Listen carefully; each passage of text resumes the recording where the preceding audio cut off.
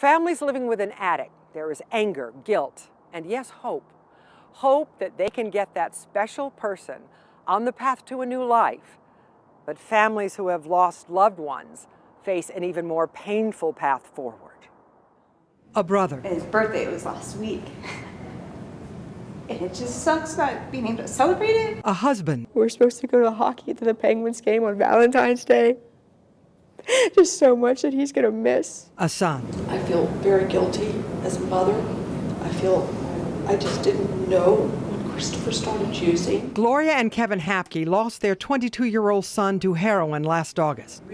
They come to this group, Beyond the Bridge to Hope, for solace and support. Maybe that's something we might want to try to talk a little bit more about tonight. Janine Sidoric lost her son last June. He deserved to live to contribute what he could contribute, but the timing wasn't very good. She is also a program consultant for the Passavant Foundation's Beyond Bridge to Hope and its sister program, Bridge to Hope. You come to a place like Beyond Bridge to Hope and you're with a group of people that have gone through the exact same thing. The more I talked about him and the more I talked about and heard other people talk about theirs, I felt stronger a little bit. Strong enough to grieve openly. I was the last one to see him 2 days before we left. And I knew when I saw my son he was sick. I begged him not to leave me. I told him how much I loved him. And he meant everything. Two dark colors. That path led the Marks family here. 28-year-old Amanda has been sober and working recovery for 3 years. She's engaged to another recovering addict. I surrounded myself with good people, and we support each other, we help each other, and that's what helps me stay clean. It started with pills at 15 after wisdom teeth surgery. Heroin by 19, provided by a boyfriend. I was living at home, and I was using at home.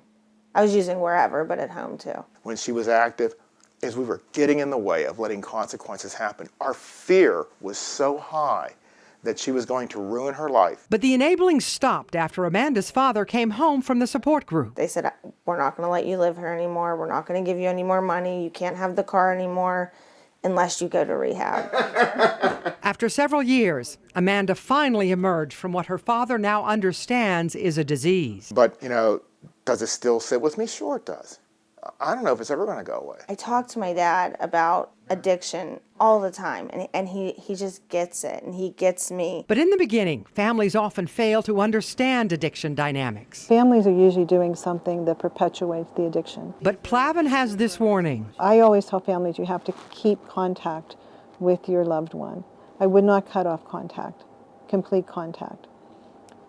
They can set some boundaries and they can stop enabling. These are for family groups. Family support groups like Bridge to Hope, Nar-Anon, and Al-Anon teach coping strategies. It's a new type of rehab. Now a Christian-based group, 6 Steps to Sanity, is gaining popularity. I allowed myself to be broken for a good 8 to 10 months. I was embarrassed, I was humiliated, I felt like a failure. Broken because of her son's addiction to pain pills after high school surgeries and then heroin. He would tell us now that he said, I knew the first time I took those pain pills, I liked it. The Fisserais met when they were both active duty Air Force. They're tough, but the addiction rocked them. As a Christian, I have to love my son. I have to bring him in. And really, what we were doing, and we learned this, we were enabling in a way that you wouldn't believe. Learned it through 6 Steps to Sanity at a local church.